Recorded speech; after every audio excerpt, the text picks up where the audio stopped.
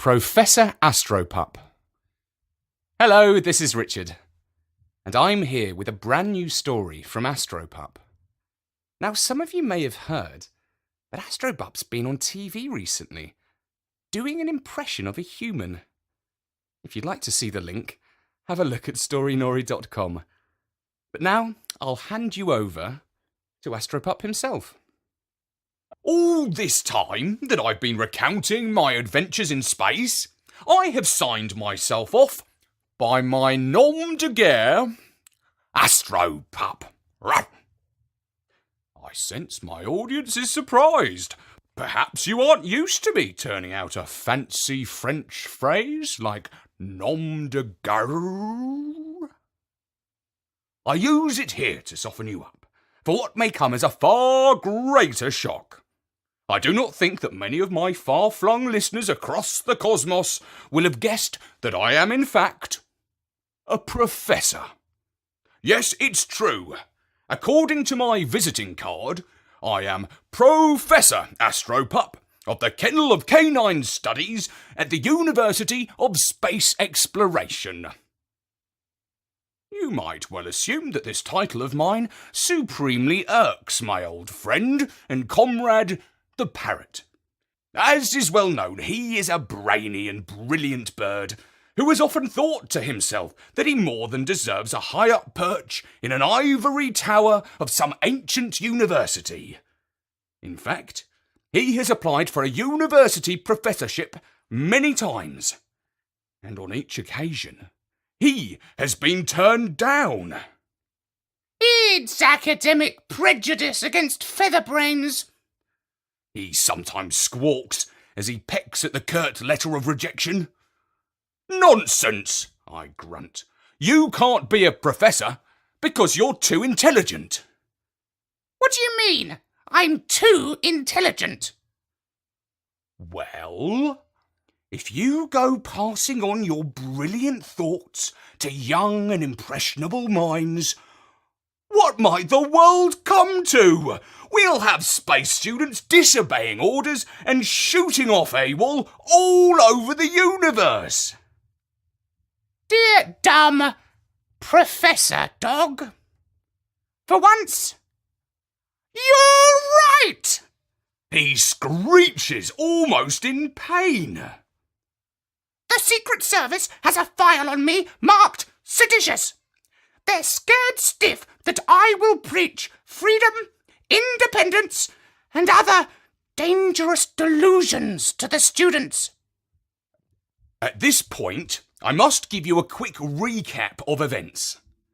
You may recall that the parrot and I spent some time away from Earth on a faraway planet of the pirates. It took us several weeks to journey home, but that was relatively fast. The word relatively is one that the parrot uses often.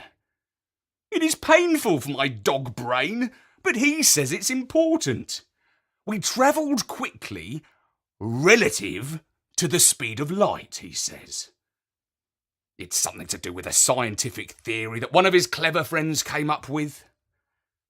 So we touched down relatively perfectly in a giant sand pit called the desert. Usually when we come back from a space mission, they send out a hero's welcome. One time, at night, they lit up the sky with dancing fireflies, or on another occasion, they had a soprano skylark sing for us. And of course, all the top vets were on hand to check us up thoroughly. This time, though, we were met by a very different greeting party. As we came out of the landing pod, we found ourselves looking down the barrels of machine guns mounted on the back of jeeps. Oh, we must have parked our pod on the wrong planet, I yelped. Nah, they're human all right, said the parrot. Just look, they're quite scared of us. It was puzzling. The humans shoot us up into space, forget all about us, and then look surprised when we come back. We were driven across to the space base as prisoners. Only after about 48 hours did they start to treat us with a little more respect. Somebody found the file on our mission in the archives. They figured out what happened. It was like this, see?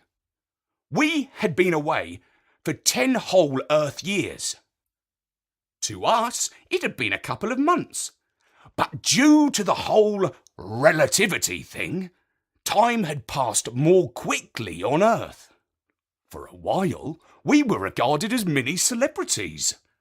The newspapers wrote us up, and the parrot went on TV and squawked away on a chat show. He spoke English and several other languages quite fluently, but with a strong avian accent. It was around this time, when I was in the public eye, so to speak, that the University of Space Exploration wrote to me with the offer of a post. I was invited to teach a course called A Canine History of Space Travel to a class of young pups who were all cadets in the Space Force. In fact, the stories which I'm telling you now all began as lectures for my university students. My course was very popular. Those adolescent dogs listened with alert ears. I found that I rather enjoyed having an audience. Now, the great majority of the students at the university were human beings. We animals had our own college, but quite often some curious humans would wander in to look around. One day, as I was crossing the quad to the senior kennel, my nose began to twitch. My ears pricked up, and my tail could not help but wag. I was not yet fully aware of why I was experiencing sensations of happiness, love, and gravy. All I could see were two students walking towards me. It was only when they were quite close that it came to me fully. Jenny! Yes, my darling Jenny, whom I knew as a little girl, had grown up into a beautiful young woman. She still, of course, had that unique and wonderful scent. The smell of my owner. That's funny, she said to her friend. I used to have a dog just like that friendly-looking animal. She knelt down to pat me. Don't you know him? Said the other. He's a professor. They say he's been on space missions. Before she could say anything else, I leapt into Jenny's arms and licked her face.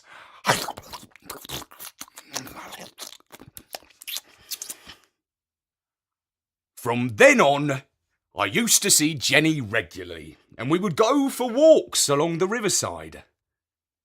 Like all friendships with humans, it was a little lopsided. I could understand her speech, but she could only guess at my body language for what I was thinking or feeling. Normally, this does not matter. All an average dog has to do is to beg, or bark, or wag. But I had a whole galaxy of tales I wanted to tell her. Oh, by the way, you can understand me now because of advances in technology. But in those days, woof boxes, into which you can bark into one side and human speech comes out the other, were just in their infancy. But I could understand her speech perfectly, and one day she explained that a group of her student friends would like to invite the parrot to come and speak to them at a private lecture. The parrot was only too flattered and delighted to accept the invitation. He gave a lecture entitled The Human Conspiracy of Silence. I tried to warn him. Those of us in the Space Force have to remember that there is such a thing as the Official Space Secrecy Act, a law that prevents us from saying too much. In those days, Most of our adventures were classified as top secret. But a small thing like the law never stopped the parrot. He told them all about the spaceship powered by bird brains, the crew of humans that abandoned their ship and set up as pirates, and of course, about the full extent of the threat from the cat people. Something which the Earth government really did not want the humans to know about. For to know is to panic. The motto of my school of canine thought is Pax per ignorantium, which is Latin for peace through ignorance. When the parrot had finished his dangerous talk, the students asked questions. Jenny was the first. She said, "Why don't you make your stories more widely known?" He replied, "Because the world is not yet ready for the truth. When the ordinary human in the street is prepared to believe the word of a parrot, I will be the first to squawk out." "But what if you had proof?" asked another. "Unfortunately, my only corroborator is a dumb dog." He replied. I am glad to say that Jenny frowned. In a way, I was glad for the parrot that he had his evening when a group of humans, albeit young and foolish students, took him at his word. I had no inkling of the humongous hullabaloo that would follow. About 2 weeks later, a website based on the moon started to publish a long list of extraordinary revelations. These leaks were coordinated so that they appeared in newspapers and on TV stations in both Britain and America at the same time. Day after day, there were the most way out and scary headlines such as US President in secret talks with alien birds, and feline hit squads at large in New York City, and how to tell if your pet is a secret agent from another planet. The top brass humans were in a state of panic. The Secretary of State was on television saying, "These leaks must stop. They are endangering lives. The criminal who stole these secrets belongs in jail." But for many, the leaker, whoever he might be, was a hero. Protesters marched in capital cities across the world, demanding that governments give them the whole truth. In animal and bird circles, though, the revelations were not at all popular. Humans were treating us all with suspicion. Fur or feathers were now seen as a sign of alien sympathies. Love him or hate him, the whole world wanted to know who the leaker was. Then one day, he appeared before the telewatcher's gaze in an exclusive interview with the News at 10. He was saying, "2 humans and a secret. That's all it takes to start a conspiracy. But if we could find one bird, one whistleblower who could come forward with the truth, that could change the course of history. This is the information the world needs to know. That is why those who hold the greatest power are afraid. Very afraid." You have no doubt deduced that the whistleblower was my friend and comrade in many a space adventure, the parrot. He told me he'd gone to visit his cousin in Peru. When I saw him give that interview on TV, I was beside myself. What if the humans thought I had helped him with the leaking? Who could I turn to for advice and comfort? There was only one person in the whole world I could trust. I bounded over to her college and woofed outside her room. Jenny opened the door. But not fully. I pushed my nose through the crack and saw, perched on the end of the bed, the parrot! "You!" I woofed. "What are you doing here? Don't you realise that you are risking Jenny's future? What would happen if the police found out that she was hiding the world's most wanted parrot?" "Dear simple dog," said he. "you don't think I'm working alone, do you? Courage is contagious. It was Jenny's friend who stole the memory stick with all the secret files on it. He picked it up off the table of the university's principal. Jenny handed it to me. We are doing this important work together. This is the greatest leak of classified space information in history. Now the whole world knows the truth about the cat people. Aren't you pleased?" Don't you know?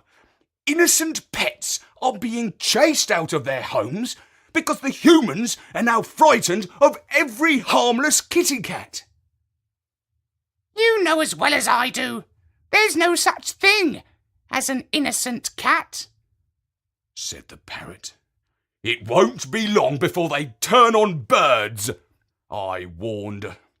"Tell that to the turkeys," replied the parrot. "They did that long ago."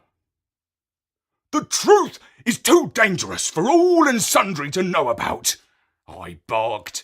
"There's no telling what people might do when they know the truth." "Too true," said the parrot. "They might actually do something sensible for once." "Like what?" I asked, dumbfounded. "Like elect a parrot as their leader." Now, I might be a dumb dog, but I was beginning to understand the full extent of this megalomaniac parrot's lunacy. You don't mean," I panted. "Yes, I do mean. To be the first parrot to be elected president of the world! Caw!" Thank you very much, astropup. That was Professor Astropup by Bertie at storynori.com. For full election coverage, keep checking back at Storynori. For now, from me, Richard, goodbye.